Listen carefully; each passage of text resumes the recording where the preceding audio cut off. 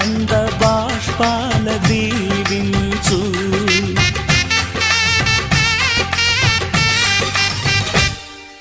తాజాగా మా ఇంట్లో పెళ్లి బాజాలే మోగేను, కొత్త యువరాణి రానుంది ఈ అంతఃపురం ఏలగా.